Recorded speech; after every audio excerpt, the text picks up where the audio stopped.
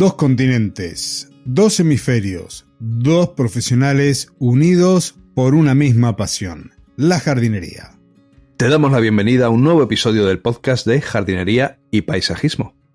El espacio en donde encontrarás conceptos, técnicas y estrategias del mundo de las plantas. ¿Y para qué? Para que puedas tener tu jardín más lindo cada día. Bienvenida, querida audiencia, bienvenido Fernando a un nuevo episodio de este podcast y qué grato que es escucharte y compartir este espacio contigo. Muchas gracias, Claudio. Para mí, como sabes, siempre es un gran placer estar aquí en tu podcast para charlar un ratillo, para compartir nuestras experiencias y, bueno, antes de empezar, si quieres, hablando de compartir experiencias, lo último, lo calentito, lo que acaba de salir del horno es que acabas de participar en una charla TED, ¿verdad? Cuéntanos un poquito rápido de qué era esta charla y dónde era. Bueno, se llevó a cabo aquí en la misma provincia en donde yo vivo. Después de muchos años se pudo traer nuevamente las charlas TEDx. Se hizo en el departamento de Maipú, por eso se llamaron TEDx Maipú. Un evento que realmente me llena de satisfacción. Hubo que volcar mucho trabajo, mucha conciencia, nos tuvieron que preparar tanto en la parte de oratoria como teatro. Y el título de la charla mía, que no podía exceder los 18 minutos, era El cerebro verde cuando los jardines hablan nuestro idioma neuronal. Así que de eso hablé, de jardines salutogénicos, y la verdad que fue una muy grata experiencia. De hecho, soñaba con dar una charla TEDx desde hace muchos años. Bueno, pues un sueño más cumplido, que se sigan cumpliendo muchos más sueños. Bueno, ¿y hoy qué traemos al podcast? ¿De qué hablamos hoy? Hoy, en nuestro episodio, en esta serie que estamos armando de Diálogos del Paisajismo, vamos a comenzar a hablar sobre los estanques y las fuentes en el jardín. Estas joyas del diseño que a mí me gustan tanto, porque incorporar agua en los jardines tiene muchos beneficios estéticos, neurológicos y sobre todo para la biodiversidad en nuestros jardines. Así que, como te decía, son muchos más que simples espejos de agua y abordaremos este tema desde la idea inicial hasta tener este ecosistema acuático funcionando y lleno de vida, porque el objetivo es, como en nuestras otras intervenciones, ofrecer como una guía práctica o conceptual para que cualquiera pueda atreverse a crear su propio oasis en la casa. Bueno, pero espera, Claudio. Antes de ponernos técnicos y empezar a hablar de lonas y empezar a hablar de bombas, creo que es fundamental detenernos en el por qué, hacernos la pregunta del por qué. ¿Qué es lo que realmente aporta o puede aportar un estanque o una fuente a nuestro jardín o al jardín de nuestro cliente o al jardín de nuestro familiar? ¿Qué es lo que aporta más allá de ser simplemente un adorno? Y aquí tenemos una pregunta clave, porque la respuesta define la intención de todo el proyecto, porque un elemento de agua bien diseñado no solo va a decorar, se va a convertir quizás en el corazón mismo del jardín y va a funcionar como un foco de atención, ese punto focal que muchas veces nombramos, que organiza y que da sentido a todo el espacio que lo rodea. Habría que pensar quizás de forma natural como que la gente se siente atraída y se reúne a veces alrededor de una fuente de una plaza pública, y ese mismo efecto lo podemos replicar a escala en nuestro jardín.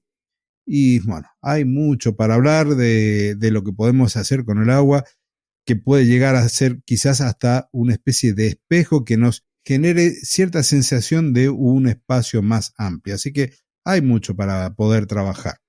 A mí, ¿sabes lo que más me encanta? La característica que más me encanta de lo que podría ser un estanque, pero con fuente, es el sonido. Creo que tú comulgas conmigo y muchos oyentes también, que el sonido del agua es muy relajante, tiene la capacidad de aislarnos del ruidoso mundo que nos rodea y provocarnos una cierta calma, una cierta entrada al camino de la meditación. ¿Querés que te dé un dato curioso respecto a lo que estás diciendo? Dime. Bueno, el sonido del agua, de las fuentes de agua, de los arroyos, estimula en nuestro cerebro la generación de ondas alfa, que son las Ajá. mismas que se generan durante el proceso de meditación, sobre todo cuando uno está iniciándose en esa práctica. Por eso, el sonido del agua puede ayudar incluso a calmar un poco la ansiedad y darnos tranquilidad más que si estuviésemos en un lugar con silencio absoluto. Wow, ya me lo imaginaba. El poder es increíble. Entonces, para resumir un poquito esta intro que hacemos, podemos decir entonces que tanto el estanque como la fuente lo que proporciona es valor estético al jardín, por supuesto, se incrementa el valor del jardín y también tiene ese poder, ese efecto focal, ¿no? Ese llamar la atención. Llamamos punto focal en un jardín a cualquier elemento que sea capaz de llamar nuestra atención por encima de otros. Esto lo cumple muchísimo, ¿no? Lo que sería un estanque o una fuente. Tenemos también todo el tema sonoro, que como bien comentabas, nos invita a la relajación, nos invita a sentir el jardín. También tenemos todo el tema de atracción de vida silvestre, ya que el agua es vida y atrae, por tanto, vida.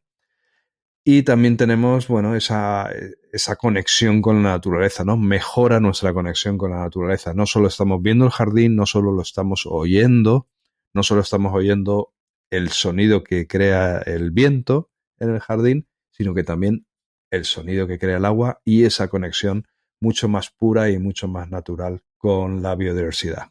Correcto. Además, tenemos la posibilidad de usarlo gracias a su efecto sonoro para aislarnos, por ejemplo, del ruido del tráfico. Y la verdad que es interesante. Y esa conexión que estamos hablando no es solo para nosotros, porque un estanque, por pequeño que sea, es un imán para la vida. Y en pocas semanas se pueden llegar a ver pájaros que se acercan a beber o a bañarse. También pueden haber algunas libélulas, mariposas, y se crea un microecosistema que aumenta la biodiversidad de una forma bastante asombrosa.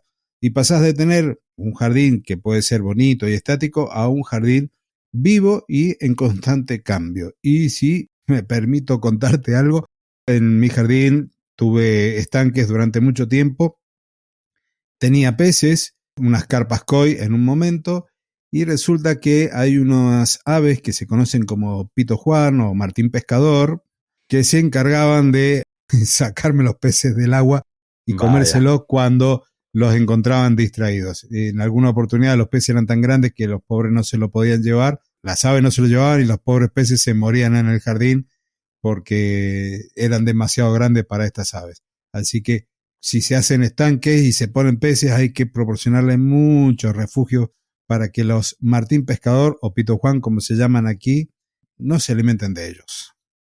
buena anécdota. Aquí el problema que tenemos en la zona donde yo estoy con todo lo que podemos llamar aguas estancadas es el tema de los mosquitos, que favorecen mucho la vida de los mosquitos también. Y se llega a convertir en un problema, por tanto también tenemos que tener cuidado, intentar que tampoco estén en plena sombra, que les dé un poquito de sol también para intentar paliar un poco este problema. Tener peces es fantástico porque se alimentan de las larvas de los mosquitos, así que ahí ya hay un factor menos. Y si no, asegurarse que el agua esté en constante movimiento también ayuda a reducir el índice de mosquitos en los distintos jardines. Bueno, continuando con los estanques y las fuentes, tenemos que ver cómo lo vamos a ubicar, porque ya nos hemos convencido de todos los beneficios que tiene tener un estanque y también de algunas cuestiones a considerar. Pero entonces, ya sabiendo que vamos a colocar un estanque o una fuente, la primera decisión y quizás la más importante de todas es la ubicación. Un error aquí puede condicionar todo el proyecto. ¿Y a qué me estoy refiriendo en este momento, Fernando? Bueno, yo creo que por lo que hemos hablado antes mientras preparamos el episodio, te debes estar refiriendo a que hay una cierta inercia, una cierta costumbre quizás intuitiva de muchas personas a decir, bueno, ¿dónde coloco el estanque? Pues vamos a colocarlo en la zona del jardín, en la esquina del jardín, que sea más húmeda, que esté más abajo, que sea la zona más sombría, Bueno, donde nada crece, pues bueno, pues ahí podemos poner el estanque, ¿no? Porque parece como que, bueno, así como medio escondido, medio en la sombra y tal, pues parece como que es un lugar más húmedo y más propicio. Pero esto yo creo que va a ser un error, ¿verdad, Claudio? Así es, y es quizás uno de los mitos más extendidos. Un estanque es un ecosistema que necesita luz. El equilibrio aquí es clave. Lo ideal es buscar entonces un lugar que reciba entre 5 y 6 horas de sol directo al día. Por lo tanto, ese rincón ahí sombrío no es el mejor. Con menos sol, lo que vamos a tener es que las plantas acuáticas más espectaculares, como los nenúfares, no van a florecer. Y con un exceso de sol, sobre todo en climas cálidos, corremos el riesgo de que el agua se caliente demasiado y se convierta en un caldo de cultivo para las algas. Por lo tanto, estas recomendaciones del lugar tienen que ser muy bien analizadas de acuerdo a dónde estamos con el jardín. Y aquí viene otra pregunta, Fernando. ¿Qué pasa con los árboles? Porque uno habla de estanque y yo me imagino posiblemente ese lugar que tiene un sauce llorón proporcionando sombra y que las ramas se mecen sobre el agua. Bueno, Claudio, yo que te conozco y la audiencia que te conoce ya sabemos que tú eres muy poético. Como buen escritor, como buen espíritu de escritor que tienes, pues claro, te estás imaginando ese estanque con árboles y todo muy bonito, una postal de paraíso. Pero, una vez más, aunque quizás todos lo tenemos en la mente, pero es un error. ¿Por qué? Porque es un error. Porque, por ejemplo, estos árboles caducos, cuando empiezan a tirar hoja, y también cuando florecen y terminan la floración, o incluso si tienen ramillas chiquitillas que se pueden romper con el viento, o que el árbol las desprende por sí solas, todo esto lo que hace es ir ensuciando el estanque. Todo esto va cayendo al agua. El siguiente paso es que se va a empezar a descomponer. ¿Y qué ocurre cuando se descompone toda esta materia vegetal? Pues que empiezan a liberar una gran cantidad de nutrientes, que eso en principio suena bastante bien, ¿no? Nutrientes, pues sí, está muy bien, pero para el suelo. Pero en el agua lo que pasa es que empiezan a contaminar el agua con nitratos y con fosfatos y son el fertilizante perfecto para que en ese agua empiezan a proliferar las algas de una manera exagerada, con lo cual se nos estropea el agua del estanque y en sí el estanque entero, ¿no? Además, estos árboles grandes que detectan de alguna manera que ahí hay un depósito de agua y intentan llegar a ese agua mediante sus raíces más agresivas. Por tanto, si el estanque, por ejemplo, está hecho con hormigón, tiene una minúscula, pequeñita grieta exterior, una raíz sería capaz de empezar a introducirse y con el paso de los años crear una grieta de verdad, o sea, crear una fuga en el estanque, lo que sería un gran problema. Entonces, por lo que estamos hablando, ya estamos de acuerdo de que estanque al sol, no a la sombra, o al menos con 5 o 6 horas de sol, y nada de árboles grandes encima y menos todavía de hoja caduca. Pero ¿qué otras cosas debemos tener en cuenta a la hora de decidir la ubicación del estanque, Claudio? Y una puede ser, por ejemplo, la proximidad a la casa. Porque si uno quiere disfrutar de la vista desde la ventana, desde la terraza o desde un porche y escondimos ese estanque, esa fuente al fondo del jardín, poco vamos a estarlo visitando. Eso por un lado. Y además, un punto muy práctico quizás es que la fuente va a necesitar agua, va a necesitar electricidad y que ésta sea cercana para asegurar que alimente la bomba que haga recircular el agua o si tenemos algún tipo de adorno, que además tenga electricidad por la iluminación. Así que hay que planificarlo desde el principio para no tener que estar cruzando todo el jardín con un cable, con cañerías, lo cual, más allá de que pueda ser antiestético mientras hacemos el trabajo, también puede conllevar algún riesgo. Y si tenemos la fuente muy lejos, tampoco vamos a estar disfrutando del aspecto sonoro de la misma. Ya sabiendo que lo ideal es que esté cerca de la casa, tendríamos que empezar a hablar ahora, Fernando, del tamaño y de la forma, porque ¿Es cierto que mientras más grande un estanque es mejor? Sí, Claudio, sí. Cuanto más grande, mejor. Vamos a ver, hablando en términos de equilibrio ecológico. Sí, la verdad que tiene mucho de verdad que el estanque cuanto más grande, mejor. Un estanque más grande y sobre todo más profundo, también sin pasarnos, también sin que sea tremendamente profundo, pero más grande y más profundo siempre va a ser un estanque mucho más estable. ¿Por qué? Porque los cambios de temperatura van a ser más lentos y por tanto va a ser mucho más fácil mantener la calidad del agua. Sin embargo, independientemente de esas ventajas, el tamaño debe ser proporcional al jardín. Quedaría horrible un estanque gigante, enorme, en un patio pequeño. Se vería muy descompensado. O al revés, un estanque muy chiquitito en un jardín muy grande. Quedaría un poquito descompensado y no queda bonito desde el punto de vista paisajístico. O sea que la clave aquí podríamos decir que es la armonía visual, que se vea bonito, como casi todo en jardinería. El objetivo es que se vea bonito. Y en cuanto a la forma, pues no sé, yo aquí tengo dudas. No sé qué es mejor, Claudio, si tiramos hacia un diseño recto y moderno o nos vamos más por lo clásico, un estanque con curvas y más natural. ¿Tú qué opinas? Si yo miro para otro lado, es decir, no miro la casa, a mí me gustan las líneas curvas más naturales. Pero en realidad lo correcto es que la decisión tiene que resultar de ese diálogo con el estilo de la casa y el estilo también del jardín que queremos. Un diseño formal con líneas rectas, ya sea un rectángulo, o con líneas que terminen definiendo, por ejemplo, un círculo perfecto, va a complementar a una arquitectura moderna y a un jardín quizás más estructurado y geométrico. Pero si vamos por un diseño más informal, más con líneas orgánicas, con bordes irregulares, este tipo de estanque se va a integrar mucho mejor y de manera más fluida con un entorno rústico o campestre como podríamos imaginarnos en un jardín inglés de estilo naturalista. La clave entonces es que el estanque no parezca un elemento ajeno que ha aterrizado así, que cayó y se quedó en el jardín, sino que se sienta como si siempre hubiera estado en ese lugar.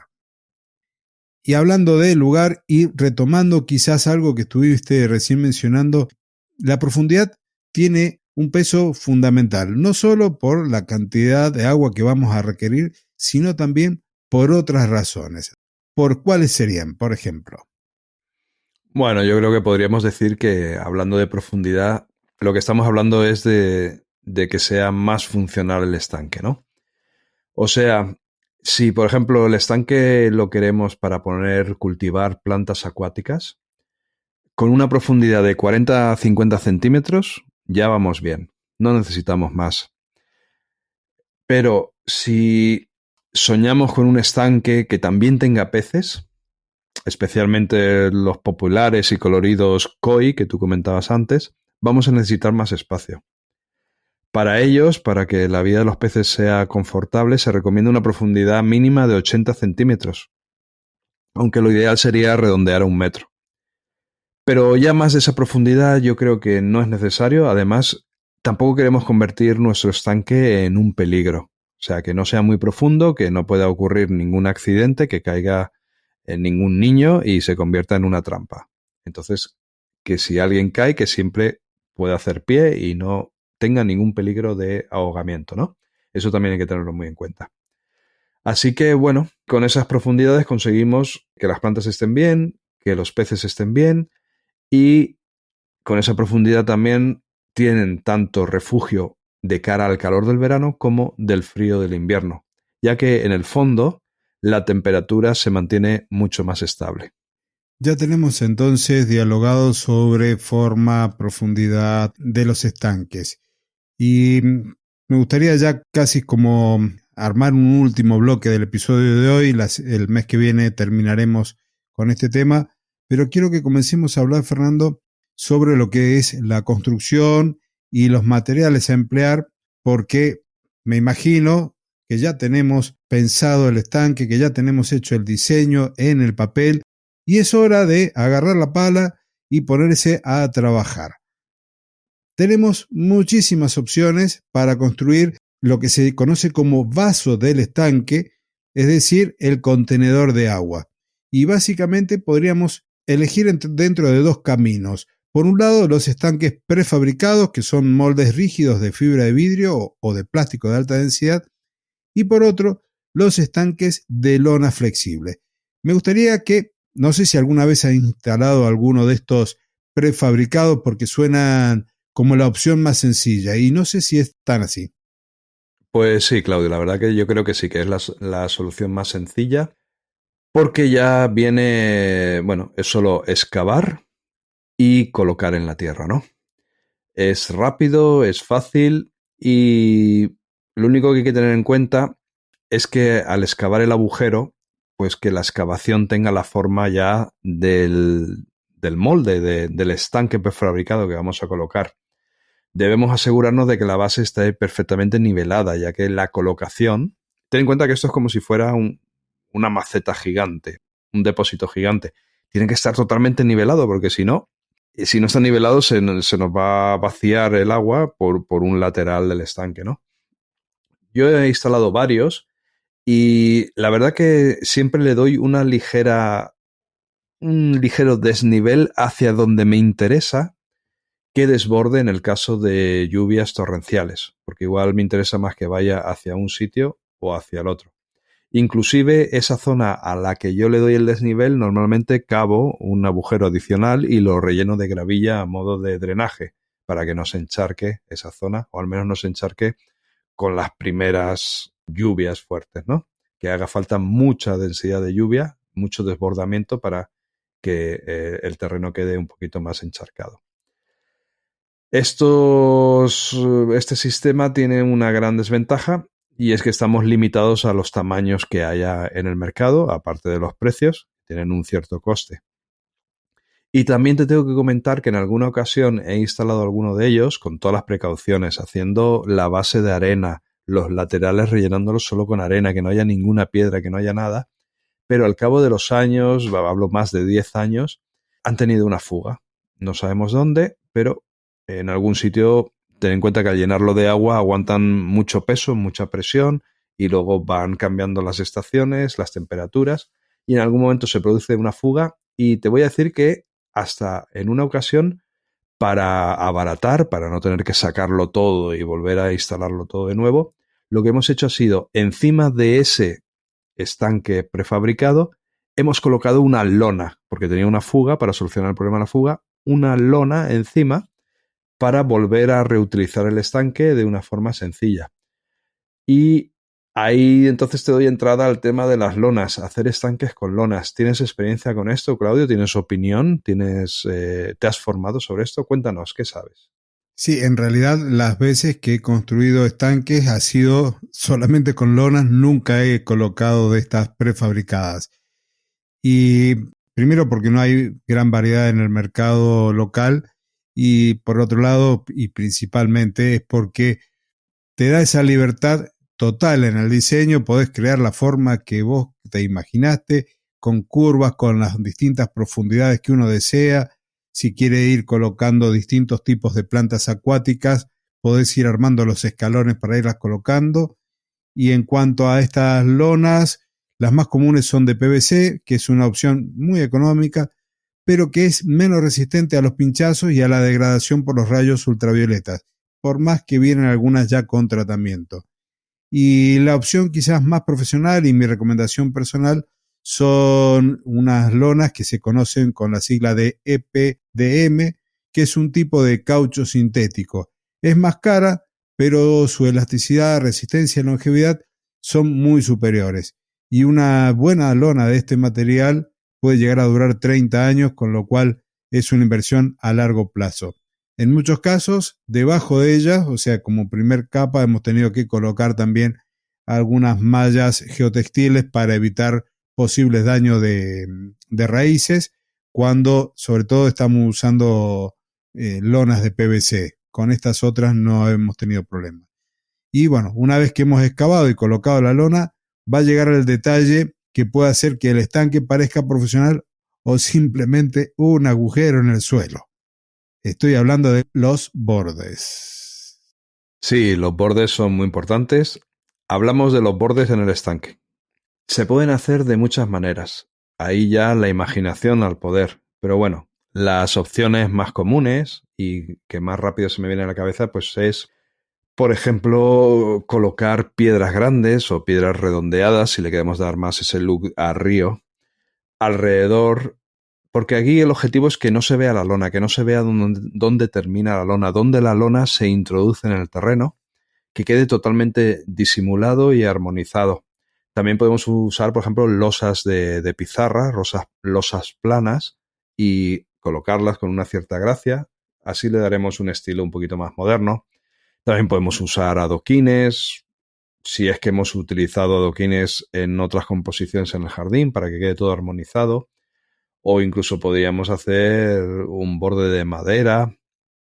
Cualquier cosa que se nos ocurra, de tal manera que quede integrado en el jardín, el agua, el estanque con el jardín, y que no se vea el borde de la lona, que se oculte el truco que hemos utilizado, ¿no? El truco de utilizar lona o estanque prefabricado. Pero cuando ya lo tenemos todo montado, estamos hablando de agua encharcada. Vamos a dejar agua ahí durante meses, que lamentablemente pues ese agua no tiene un proceso de regeneración. Por tanto, necesita ayuda, necesita que el agua se oxigene y también que se filtre. Por tanto, ahora tenemos que hablar de la bomba y el filtro, dos elementos importantísimos y a veces incluso bastante costosos. Es así, Fernando, porque sin un sistema de circulación y de filtración, que un poco también ya lo habíamos adelantado, en poco tiempo vamos a tener un charco de agua estancada, maloliente, de color verde posiblemente. Y aquí entonces la bomba es ese motor que hace circular el agua, que la va a oxigenar al moverla y que la va a impulsar hacia un filtro. Este filtro a su vez lo que va a hacer es una doble función. Tiene una etapa mecánica que suele actuar como una esponja para atrapar todas estas hojas que habíamos hablado de los sauces que no queremos al lado del estanque, las hojas de las otras plantas que pueden llegar gracias al viento, también de los excrementos de las aves que podemos llegar a tener a veces ahí tomando agua, y si tenemos peces, el excremento de los peces. Toda partícula que pueda estar ahí más o menos grande va a pasar por este filtro, va a quitarla del sistema, y ya tendríamos después la siguiente etapa, que es una etapa biológica, que es quizás también la más importante, porque en materiales porosos vamos a tener colonias de bacterias beneficiosas que van a descomponer de forma invisible todos los desechos nitrogenados. Normalmente van a provenir de alimentos que los peces no han comido y de los excrementos de los peces, que nos van a ayudar a mantener el agua limpia, clara y por supuesto saludable para nuestros peces. Y además, acá ahora viene quizás el último punto dentro de este episodio, y es cómo saber qué bomba es la más adecuada para nuestro estanque. ¿Hay alguna regla general que nos diga esta es la que tenemos que comprar? Pues aquí volvemos otra vez, Claudio, a la gran pregunta que te hacías antes. Esa pregunta mística de si contra más grande mejor. Pues sí, otra vez. Contra más grande, mejor. De todas maneras, como tampoco nos podemos volver locos y tampoco podemos empezar a poner bombas muy costosas y muy grandes, sí que podríamos utilizar una regla que es bastante simple, la verdad. La bomba debe ser capaz de mover como mínimo, digo como mínimo, o sea, si es capaz de mover más, mejor. De ahí lo de cuanto más grande, mejor. Pero como mínimo tiene que ser capaz de mover la mitad del volumen total del estanque en una hora. Me explico. Si tenemos un estanque de 2000 litros, vamos a necesitar una bomba de la mitad, como mínimo de 1000 litros por hora. Pero eso, aparte, tenemos que tener en cuenta que si además queremos dotar a ese estanque de una cascada, o sea, si lo que queremos es coger agua y elevarla para que caiga, entonces vamos a necesitar una bomba superior, de más potencia. Así que, en principio, eso sería la norma, ese podría ser el consejo. Yo aquí, la verdad que te puedo compartir mi experiencia, muchos clientes, muchísimos, cuando estamos hablando de cómo diseñar el jardín, cuando estamos partiendo de cero o estamos haciendo una reforma muy importante, Claro, a muchas personas les viene a la cabeza el tema del estanque, me comentan el estanque, y muchos lo imaginan como tú has dicho antes, que era como un error. Un agujero en la tierra lleno de agua, lo imaginan así. Y siempre tengo que advertirles, decirles, bueno, si queréis estanque lo podemos incorporar al diseño, pero tened en cuenta que vamos a necesitar bombas, vamos a necesitar filtros. Y te digo por experiencia que en muchos casos hemos empezado por bombas y filtros pequeñitos, por aquello de buscar la economía, buscar el no gastar dinero. Y al final, los clientes que realmente querían tener un estanque, que realmente querían tener las cosas bien y bonitas, han tenido que terminar en un filtro realmente importante, realmente bueno, de calidad, con su lámpara uva, con su buena capacidad. Y aquí estamos hablando de precios altos, ¿eh? Un filtro, ya estamos acercándonos a los 2.000 euros solo el filtro. Que aparte hace falta una bomba que coja el agua y que la envíe a ese filtro. O sea que hacer un estanque bien hecho, que realmente funcione, que realmente el agua esté cristalina, tiene un coste importante. Y así es, Fernando. No es soplar y hacer botellas con respecto a los estanques. Muchas veces tenemos que pensarlo casi como si fuese una piscina, y en otros casos, dependiendo si trabajamos con estanques más de estilo naturalista, por ahí podemos incorporar algunos biofiltros como si fuese una biopiscina, pero todo tiene también un conocimiento detrás, una tecnología y una inversión. Así que con esto creo que podemos ir haciendo el cierre del episodio de hoy, dejar para el próximo mes, que va a ser el último episodio del año y coincidentemente va a ser el último episodio de la temporada 7 del podcast de jardinería y paisajismo, porque en enero comenzamos con la 8ª temporada. Así que para el próximo encuentro hablamos de dar vida a estos ecosistemas, de las plantas, de los peces y por supuesto de cómo mantenerlo para cuidar nuestro oasis. Perfecto, Claudio. Pues así remataremos este episodio en el episodio de diciembre, con lo cual también aprovecharemos para felicitar las Navidades a toda la audiencia en esa ocasión. Todavía nos quedan 4 semanitas, nos encontraremos entonces muy en breve. Y mientras tanto, pues nada, aquí los que estamos por aquí, por Europa, a ir sacando la chaquetita, que viene el rico invierno, ese fresquito que también es bonito, también debemos sacarle su cosa, disfrutar su esencia. Y estoy seguro que ese fresquito a ti también te gustaría ahora, ¿verdad, Claudio? Sí, estoy viendo el termómetro que tengo aquí en el estudio. Hemos tenido que apagar todo elemento de refrigerante, así que tengo ya casi 32 grados aquí donde estoy grabando. Y estamos a la mitad de la primavera. No quiero saber lo que va a pasar dentro de 4 semanas cuando estemos despidiendo el año y saludando a la audiencia. Pues ya sabes, planta un estanque en tu jardín y al menos te refrescarás un poquito. Así es. Bueno, Fernando, nos despedimos de la audiencia entonces. Pues venga, como siempre, muchísimas gracias por estar ahí al otro lado, por dar sentido a este podcast, a estas reuniones, a estas charlas que tenemos Claudio y yo sobre jardinería, sobre paisajismo, sobre nuestras experiencias, sobre información que creemos importante de compartir. Así que un abrazo bien grande, que el jardín esté más bonito cada día y que lo disfrutemos muchísimo. Muchas gracias, Fernando, nuevamente por estar aquí. Gracias, audiencia, por haber llegado hasta este momento del episodio. Te invito a que nos dejes tus inquietudes, tus dudas sobre este tema para que las podamos abordar la próxima ocasión que nos reunamos con Fernando. Y hasta entonces, muchísimas gracias. Y como hacemos habitualmente, 2 continentes, 2 hemisferios, 2 profesionales unidos por una misma pasión, la jardinería. Hasta la próxima semana. Adiós. Adiós.